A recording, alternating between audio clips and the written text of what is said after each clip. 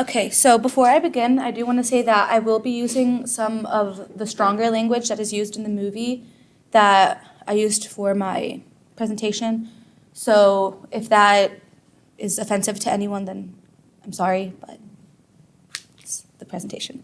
Anyways, so I'm presenting Thug Life, How Racism Affects Everyone. Thug Life, T.H.U.G.L.I.F.E. As you might have figured out by now, Thug Life is an acronym for the hate you give little infants affects everyone. So basically it means the hate that children receive, obviously when they're younger, it makes them, as they get older, it gives them a bitter standpoint towards people. So they might look at the world with a bad viewpoint because of what they've received, and they might treat people bad because of the hatred that they've received.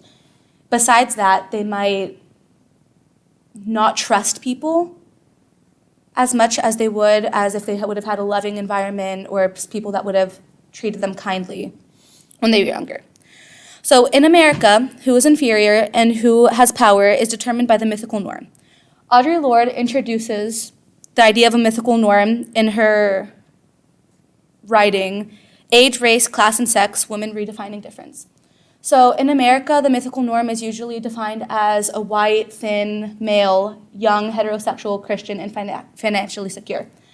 So it is within this mythical norm that the trappings of power reside in society. So it's a lot easier for someone who fits these standpoints to treat someone bad without even noticing, like especially with younger audience, without them even knowing that they're subjectable to being influenced in this way.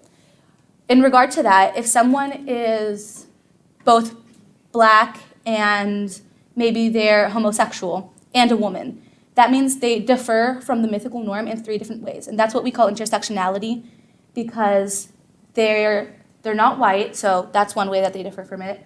They're homosexual, and they would be a woman, so that automatically takes them away from that. So that's how you would define intersectionality in that way. So in the movie that I'm talking about, which is The Hate You Give, the main character is Star Carter. She's a black woman, she's a black girl, she's a teenager.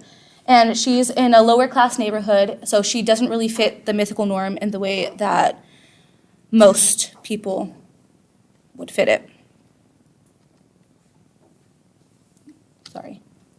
So the hatred that children are being made to know from early in life stays with them as they transition into adulthood and makes them believe that they are inferior, a cycle that ultimately haunts society. So as I was talking about earlier, the cycle continues from okay, so I gave this example earlier. It's like, say you're you just learned how to walk, and people are always tearing you down, and you're always being pushed down from what you're doing from an early age. When you grow older, you're not going to want to help people the same way that you weren't helped when you were older. You're going to have that bitter standpoint towards life in the same way that she was. So she's from Garden Heights, which is a very bad neighborhood. She lost her best friend. She was at a party, and she left the party because there was gunshots, which obviously that was bad in general because she had to leave because there was gunshots. They can't even have fun without something happening. But on her way home, she was on her way home with a friend, and they were stopped by the police, and they weren't really doing anything wrong. They weren't speeding. They were just stopped because they were in that neighborhood. And he told the driver to get out of the car, which was her best friend. His name was Khalil. And once he got out, he was asking, what did I do? What did I do wrong? The cop didn't give him answers. He went to the car, asked him to stay up with his hands up. Khalil went and checked on Star when the cop had gone away, and the cop turned around and shot him, and he died. And Star was like, why did you do that? Why would you do that? He did nothing wrong. And so Star becomes an advocate for what happened to Khalil. So the first way that she differs from the mythical norm is because she lives in a lower class neighborhood, like I talked about. The second way is because she's a woman. So the officer, the way that that he explains that she differs from the mythical norm, that he was protecting her and that he didn't commit a hate crime against Khalil, which is also a black man, by the way, is that he was protecting her. He gives an example that there was a little lady in the car, and it was out of his duty that he wanted to make sure that she was safe. So it wasn't against him, it was just for her. And what I'm trying to get y'all to understand is why, because she's a woman, that she has to be protected when she's obviously in a car with her friend in a place where she feels safe, in a place where they were laughing and having fun, and she's explaining to the officer that nothing is wrong, that they were good. And obviously she's now tormented because of what happened, but because she was a woman, he felt that the need to protect her when he doesn't even know her. It's important to note that Star's uncle was also a cop. He was actually one of the chief cops, and he ended up sticking up for the other policeman instead of Star because of the patriarchal society that they live in and because he didn't want to admit that the police had done something wrong.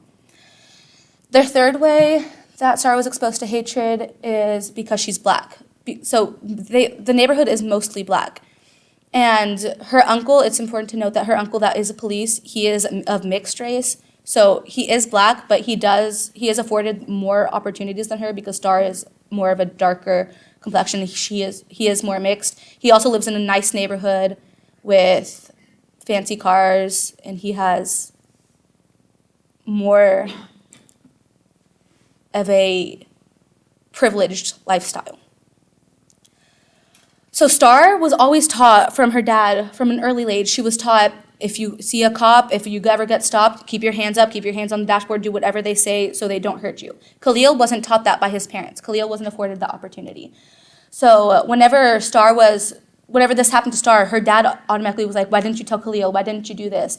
And she was like, I tried. He wouldn't listen. He wouldn't listen to what I was saying. And so Star becomes the advocate against her parents' wishes. And she's seen on television. There's riots. She becomes the advocate for all of this. And her parents at first don't support her because they don't want her getting into more trouble with the with the police around her. And also it's making her a target and putting a target on her back with everyone else, especially since she goes to a white school outside of her neighborhood because something similar happened with her other friend when she was younger. And all of her friends are white, and she feels like she has to act different when she's at school rather when she's at home. So when she's at school, they say this in the movie, she acts like Star version 2. And she acts like she watches what she says. She doesn't say like her friends would come up to her and be like, hey, you look sick, dog. And she would be like, aw, thank you. You look good too. So as they could use slang and stuff like that, she would have to be watchful of what she says so they wouldn't see her as ghetto. So she has to change herself in that white environment, but whenever she's back in herself, she's advocating for everything that she's changing herself to when she's in the white environment. So she's kind of contradicting herself in that way. And this is my works cited for everything I used. Thank you.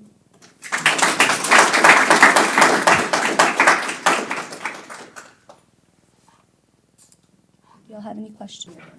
So you made the argument that you mentioned that Star is taught to adapt, basically, to police brutality when her dad teaches her to hold her hands up and when she gets pulled over. How does the film critique such adaptations to injustice? So her dad it doesn't teach her to basically subject herself to police brutality, but it does teach her don't put yourself in a position to where they can harm you and they can get away with it. So if you're putting your hands up, if you're doing everything right, then you just do what they say, and later they will get in trouble because they know that you did nothing wrong.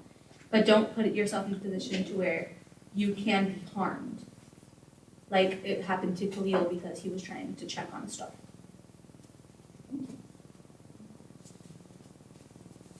I had a question as well. You said that Star had 2 different versions. Mm-hmm. How did her white friends respond when they found out that she was an advocate? So she has this one friend, I forget her name. She's played by Sabrina Carpenter, though. So obviously Sabrina Carpenter is very blonde. She has blue eyes. and she lives in a rich neighborhood. She actually lives in the neighborhood where all of her other white friends lived.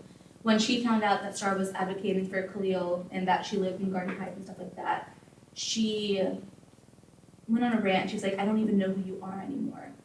And there's a scene where Star gets a hairbrush because that is what the police accused Khalil of having. He said that Khalil grabbed a hairbrush and it was a weapon. And she grabbed Sabrina Carpenter's hairbrush from her backpack and started waving it in the air. She was like, does this look like a weapon to you? And so she like fell to the ground and started crying. And she's like, how does this look like a weapon? It's like a blue plastic hairbrush. And it's like, how can you, she has been your friend for years, and now that you see she's acting this way, you're just gonna leave her because she's not whitewashed how you want her to be. So she wasn't able to convince them. She wasn't able, except her boyfriend, who was also white. It's like half of the people accepted her, and half of the people were like, you're not gonna act like us, we don't want you. Thank you. Mhm.